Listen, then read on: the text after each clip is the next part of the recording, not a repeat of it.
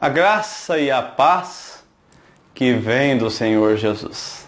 Dando continuidade ao nosso estudo das 7 cartas às igrejas do Apocalipse, 7 igrejas, vamos falar hoje acerca da carta à igreja em Esmirna. Em Apocalipse capítulo 2, versículo 8, lemos assim: Ao anjo da igreja em Esmirna escreve: Estas coisas diz o primeiro e o último, que esteve morto e tornou a viver. Se você ler Apocalipse capítulo número 1, você terá essa compreensão. O Senhor Jesus é aquele que se revela a João e João não o reconhece. Olha que detalhe interessante, eu sempre friso isso. Porque João, ele era mais que amigo do Senhor Jesus. Alguns não andavam sempre com o Senhor Jesus, mas João estava geralmente... em algumas exceções que o Senhor foi orar e orou sozinho, João sempre estava junto do Senhor Jesus, era um amigo íntimo. Nós vemos que até o Senhor Jesus tinha amigos íntimos quando se vestiu da nossa humanidade. E ele não reconheceu o Senhor Jesus. E o Senhor Jesus se apresentou a ele, dizendo que esteve morto, tornou a viver. E agora, é assim que ele se apresenta à igreja em Esmirna. Estas coisas diz o primeiro e o último, que esteve morto e tornou a viver. Diz o quê? Conheço a sua tribulação, a sua pobreza, mas tu és rico, e a blasfêmia dos que a si mesmos se declaram judeus e não são, sendo antes sinagoga de Satanás. Conheço a sua tribulação. Bem, nós estamos aqui em um período de tribulação. O imperador Domiciano estava perseguindo a igreja cristã nos dias em que João recebe a revelação do Apocalipse, e ele só tem a liberdade de enviar as 7 cartas, que é o que o Senhor pediu que ele fizesse, porque o imperador Domiciano parou de perseguir a igreja cristã. Ou seja, em um determinado momento, são aquelas coisas que às vezes nós não entendemos, Às vezes as pessoas acordam com um objetivo, nem sabem que estão sendo movidas por Deus. O imperador resolve interrogar os cristãos, que ele estava perseguindo. E quando os interroga, quer saber o porquê que eles creem no Senhor Jesus e não obedecem às ordens do império, de jurar fidelidade ao imperador, de queimar incenso ao imperador. E os cristãos vão e declaram então, dizendo que o Senhor Jesus ele é um rei, mas o seu reinado ele é eterno, ele não é temporal, ele não é nesse mundo, ele virá um dia para reinar. E o imperador ouvindo tudo aquilo fala: para, não quero ouvir mais nada, vocês são um monte de besta, não quero mais ouvir vocês. E para a perseguição. Olha que interessante, Durante os 300 anos, ou menos, 250 anos, de Nero até Diocleciano, a igreja foi perseguida terrivelmente em 10 imperadores. Mas com intervalos que variam de 20 a quase 50 anos. A igreja ela tinha liberdade em algum período e voltava à perseguição. Liberdade em algum período e voltava à perseguição. Então, é nesse contexto que é escrito as cartas ao Apocalipse, e é o contexto também da carta à igreja em Esmirna. Conheço a sua tribulação. A igreja estava passando por tribulação.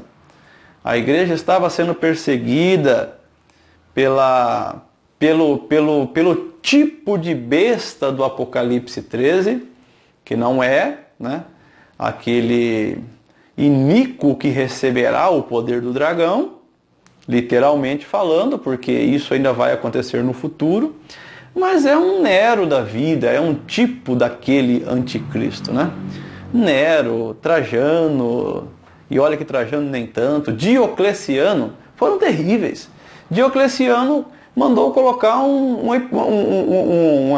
uma placa no império dizendo: ao fim comemoramos o extermínio dessa superstição cristã. Ele destruiu templos, matou cristãos, bispos, bíblias, livros, foi terrível, generalizada a perseguição em todo o Império Romano. É nesse contexto que o Senhor Jesus diz: eu conheço a tribulação de vocês, conheço a pobreza de vocês, mas vocês são ricos. Olha, isso aqui é importante, porque quando nós estivermos estudando a igreja de Laodiceia, é o contrário.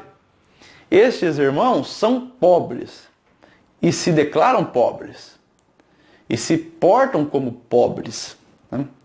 Essa questão que está muito além do material.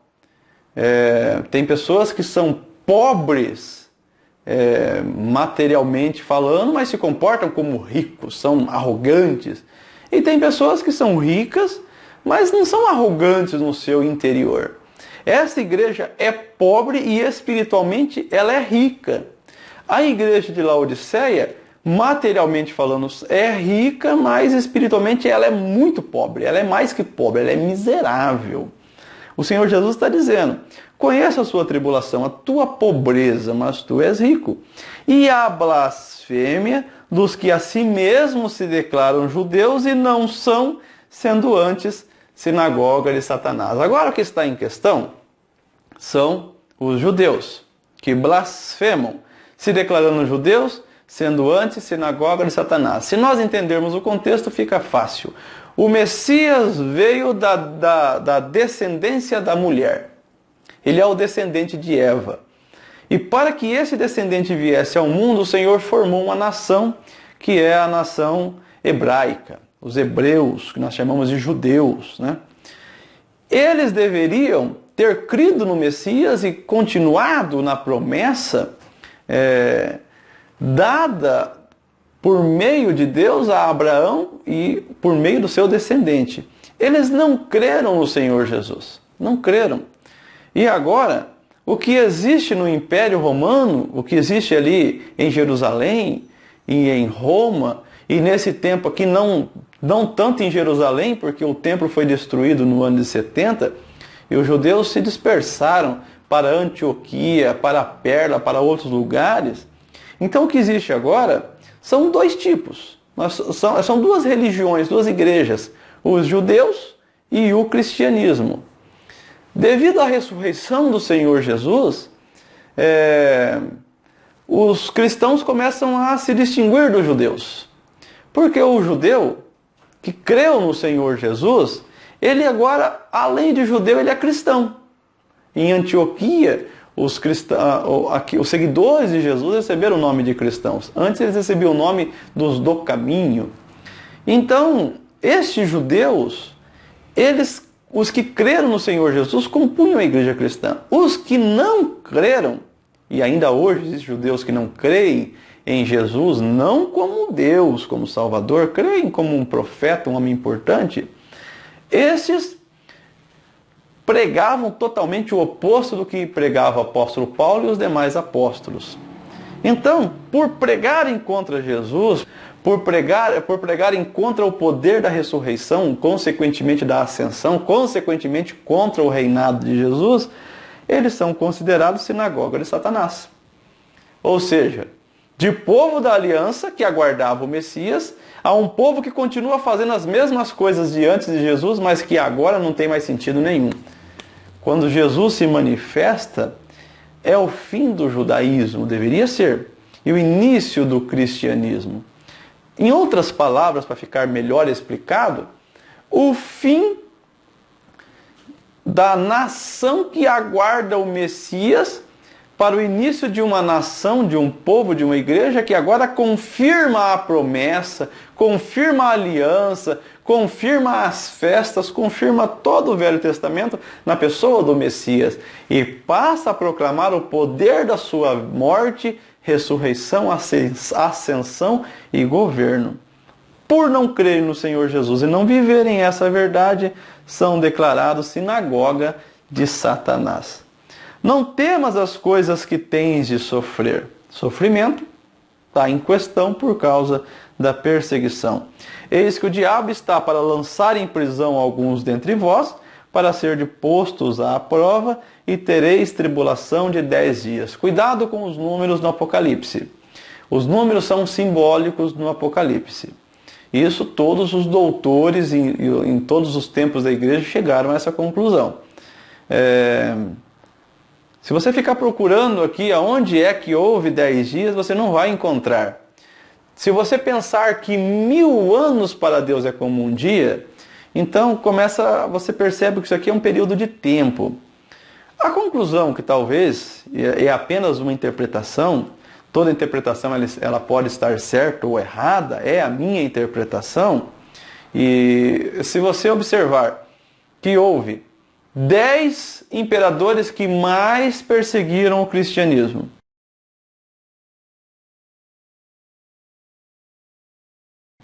E a última perseguição durou um período aproximado de 10 anos, talvez seja o que está em questão aqui. Aconselho a ler então a carta à igreja em Esmirna, o comentário no meu blog. Eu vou deixar para você aí o link e o endereço do blog, porque ali você tem mais esclarecimentos, inclusive o governo de cada imperador romano que perseguiu a igreja durante esses 10 reinados que estão em destaques.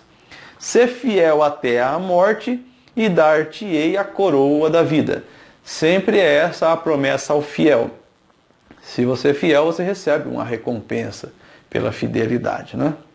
Nesse caso, vai receber a coroa da vida. E se recebe a coroa da vida, é a salvação, né? Por permanecer fiel. Quem tem ouvidos, ouça o que o Espírito diz às igrejas. Olha, presta atenção.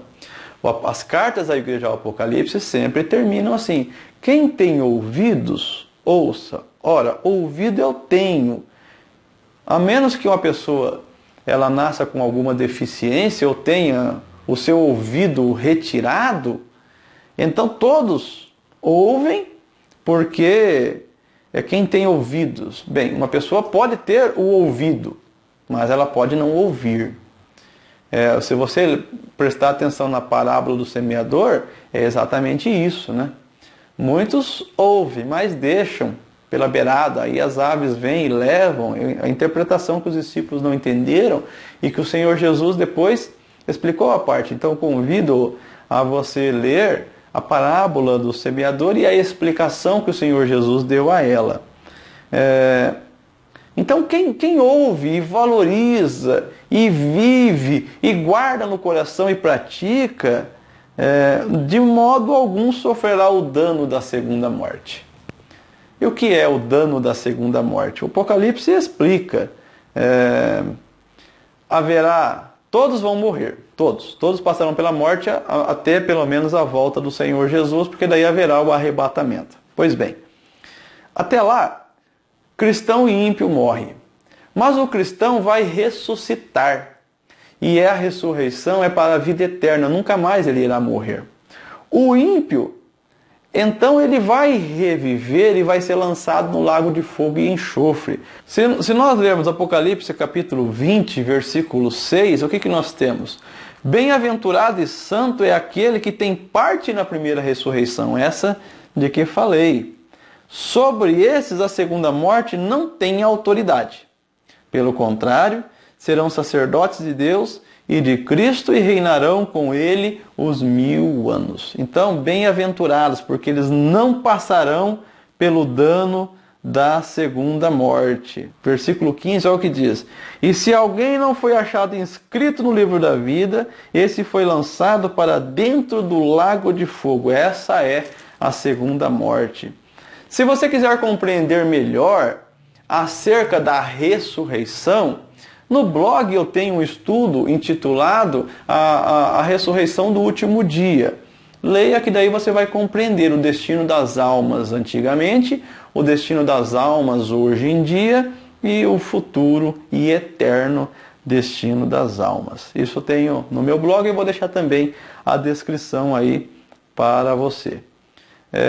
Então é assim que se conclui esse estudo à igreja em Esmirna. O vencedor, de modo algum, sofrerá o dano da segunda morte. Que o nosso desejo seja realmente permanecermos fiel a Cristo, que nos salvou por sua graça, para que então nós possamos morar com Ele nos céus.